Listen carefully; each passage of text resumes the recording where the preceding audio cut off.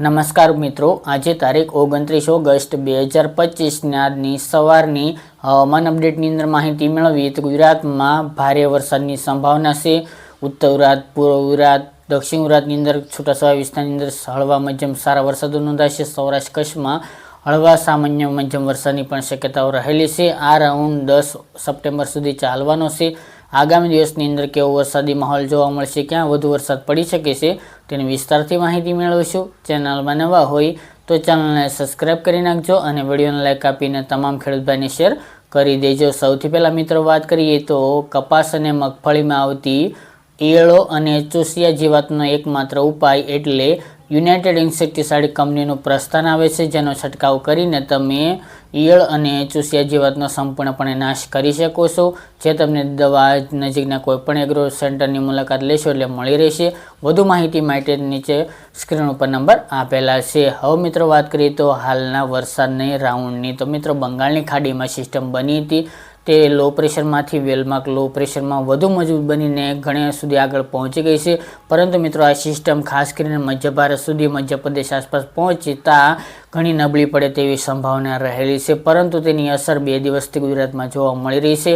ગુજરાતની અંદર તેનો ઘેરાવો વાદળો જોવા મળી રહ્યા છે 2 દિવસથી, જેના કારણે દક્ષિણ ગુજરાત હોય, પૂર્વ ગુજરાતની અંદર અને ઉત્તર ગુજરાતના રાજસ્થાન બોર્ડર વિસ્તારની અંદર વરસાદની એન્ટ્રી થઈ ચૂકી છે. અમુક ભાગોની અંદર સારા વરસાદો પણ જોવા મળી રહ્યા છે છેલ્લા 2 દિવસથી.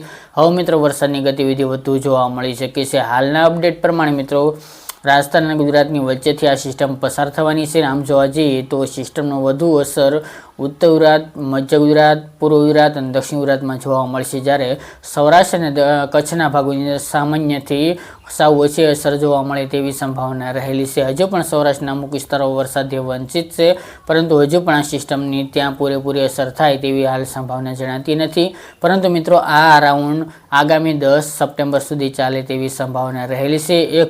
હવે જે રાઉન્ડ જોવા મળશે, જે 4-5 સપ્ટેમ્બરથી જોવા મળશે વરસાદો, તે લોટરી મુજબના હશે. લોટરી મુજબ હવે જે રાઉન્ડ આવશે તે જોવા મળી શકે છે. કોઈ સાર્વત્રિક વરસાદનો નહીં રાઉન્ડ જોવા મળે.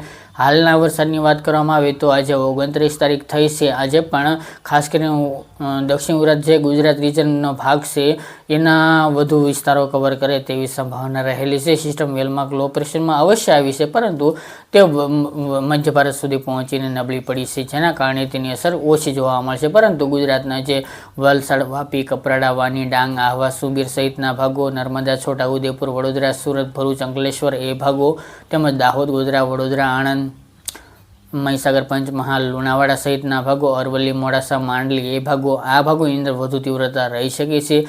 તે સિવાય આગામી દિવસની અંદર 30, 31, 1, 2 સપ્ટેમ્બર દરમિયાન ઉત્તર ગુજરાતના ભાગો છે, એમાં સાબરકાંઠા હોય, બનાસકાંઠા, પાટણ, મહેસાણા, અરવલ્લી સહિતના ભાગો, થરાદ, મહેસાણા એ વિસ્તાર, ગાંધીનગર, ખેડા, આણંદ, અમદાવાદ, વિરમગામ સહિતના ભાગોની અંદર ભારે વરસાદનું અનુમાન આગામી 4-5 દિવસ દરમિયાન જોવા મળી શકે છે.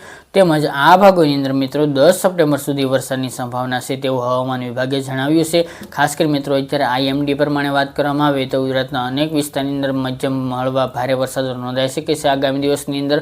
હવે મિત્રો ખાસ કરીને તીવ્રતા વધી શકે છે વરસાદની. અમુક વિસ્તારની અંદર ઘણા બધા ભારે વરસાદો પણ જોવા મળી શકે છે, પરંતુ ગુજરાત રિજન એટલે કે ઉત્તર ગુજરાત, મધ્ય ગુજરાત, પૂર્વ ગુજરાત અને દક્ષિણ ગુજરાતની અંદર વરસાદનું જોર વધુ જોવા મળશે. જ્યારે મિત્રો સૌરાષ્ટ્રની વાત કરવામાં આવે તો ગીર સોમનાથ, અમરેલી અને ભાવનગર જે પૂર્વ સૌરાષ્ટ્ર છે એ જિલ્લાઓની અંદર ખાસ કરીને વરસાદની ગતિવિધિ વધુ જોવા મળશે અને આ દિવસો દરમિયાન સંપૂર્ણ હવામાન પલટાયેલો જોવા મળે આ ભાગોની અંદર તેવી સંભાવના રહેલી છે. બાકી રાજકોટના અમુક ભાગ હોય, બોટાદ, સુરેન્દ્રનગરના અમુક ભાગોની અંદર રેડા ઝાપટા આ રાઉન્ડની અંદર જોવા મળી શકે છે. બાકી પોરબંદર, જૂનાગઢ, દ્વારકા, જામનગર, મોરબી, રાજકોટના અન્ય વિસ્તારની અંદર વરાપ સાથે હવામાન પલટાય તેવી હાલ સંભાવના રહેલી છે, જેમ સિસ્ટમ નજીક આવશે તે પ્રમાણે.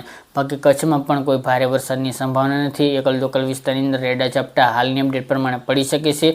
આગામી દિવસની અંદર હજુ સિસ્ટમ કઈ ટ્રેક ઉપર ચાલે તે જોવાનું રહ્યું. બાકી કચ્છ અને સૌરાષ્ટ્રની અંદર વરસાદનું જોર અન્ય વિસ્તારો કરતાં સામાન્ય જોવા મળી શકે છે, પણ છૂટાછવાયા એકલ દોકલ ભાગોની અંદર. બાકી સૌરાષ્ટ્રમાં સંભાવના હાલ નહીવત ગણવી. બાકી મિત્રો કોઈ મોટો રાઉન્ડ હમણાં નહીં જોવા મળે. હવે જે વરસાદો જોવા મળશે છે લોટરી મુજબ જોવા મળશે ગુજરાત રિજનને બાદ કરતા. બાકી મિત્રો આમાં કોઈ પણ ફેરફાર હશે તો અપડેટ આપતા રહીશું. આ તે મિત્રો આજની વહેલી સવારની અપડેટ. ફરી એક નવા વિડિયો સાથે મળીશું. આજ માટે આટલું જ.